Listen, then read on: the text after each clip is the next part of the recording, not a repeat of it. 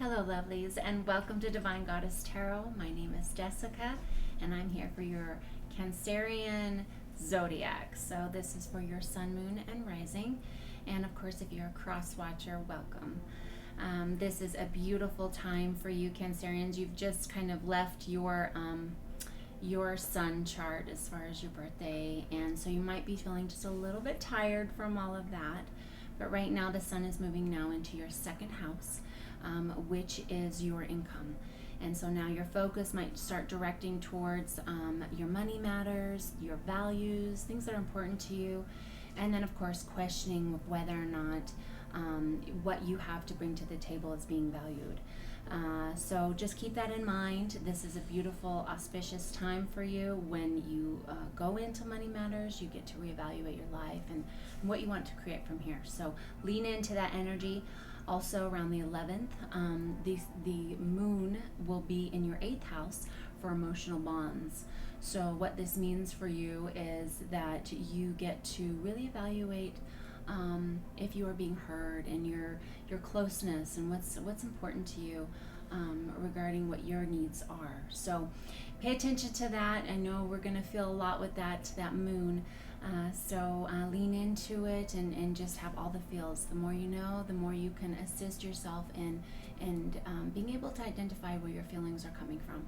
So as a Cancerian myself, that has been the key to me being the master of my life and not feeling like I'm being thrown, willy-nilly into each emotion, because we do as we evolve as Cancerian, because it is not only our gift to be very emotional creatures, it is also our beautiful task to be able to navigate our waters of emotion. And when we do that, we empower ourselves, and we don't just throw our emotions at all of our loved ones and then they have that burden.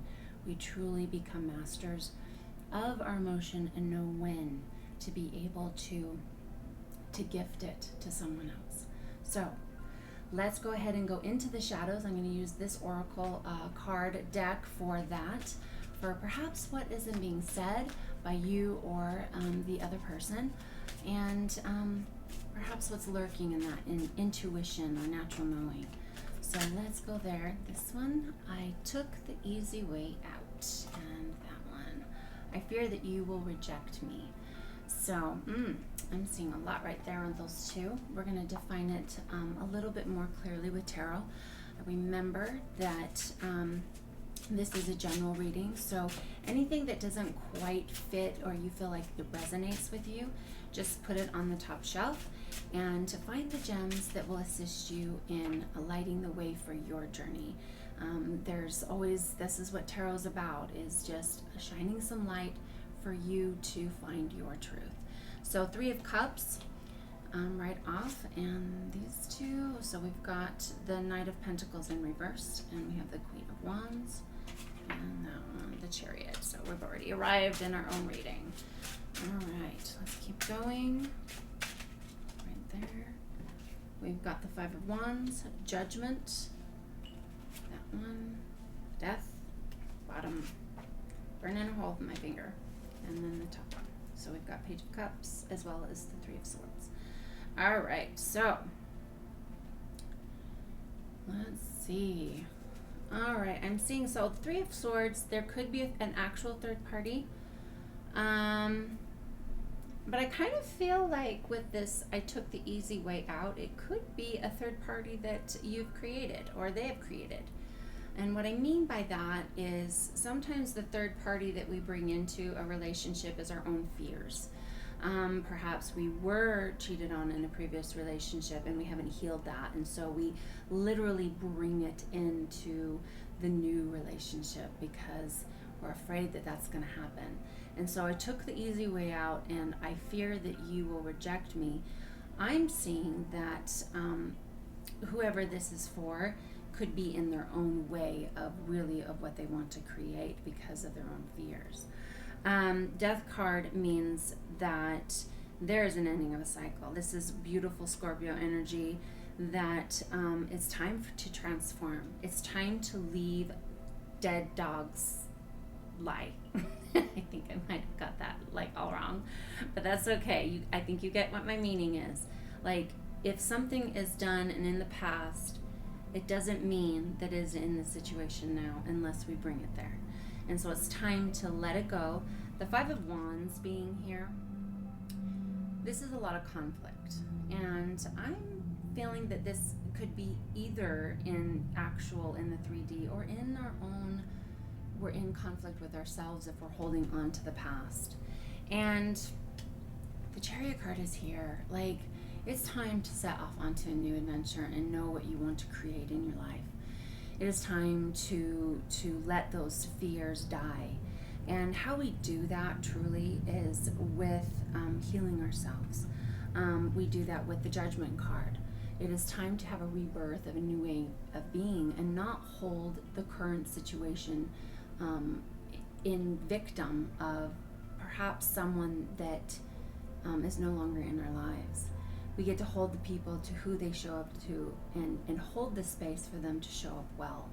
And when we do that, we're really getting in balance with our fire energy of creation. That Queen of Fire energy, that Queen of Wands energy she has knowing, she has power, she has compassion, she has the ability to create an open space for whatever you want to blaze, burn, and create, you can.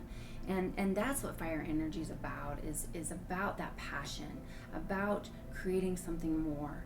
And this is just an old way of being. The Three of Swords, it could be a third party. It could be something that you're not seeing, or that you are, I fear that you will reject me. That is the third party right there. If we hold that in the space, and so we sabotage our relationship so that we're the ones who do it before they get to hurt us, really look at that. Really look at that. And that is something that I feel everyone does until they learn different. And sometimes it may take a lot of conflict, a lot of fighting within ourselves and other people, the other people that we love or we want in our lives, or almost it's a projection onto them, what the turmoil is going on with us, or vice versa. This could be the other party that you're involved with. The King of Pentacles in reverse, this is an offer, and it can't be carried through because of this conflict and this third party energy. And so it's time for you to really take stock of this energy and heal it, because it's not serving. You can't let something new come into your life. You can't have love come into your life if you are still in this old victim mentality, and you are projecting your own hurt on people that are trying to enter your life. So you're creating this in reverse just because of that energy. Three of Cups is beautiful. It is convening with wisdom. I mean, that's what you're doing here, is you are going to an outside source of your own knowing, and that's another thing. Books, personal development. We must hone our skill to be able to learn to love ourselves, learn to love differently. And how we love ourselves is a reflection of how we love others. How we have boundaries is how we have boundaries with others. How we hold ourselves in our own truth, in our own trust. This is is the ripple effect for how we love one another. So keep that in mind. We never love anyone more than we love ourselves. That's just law. And it may appear that way, that you give and you give and you give. No. When someone shows up in our life, our 5 closest people around us, whether they're friends, family, the people that we truly have in our life are a reflection of how we love ourselves.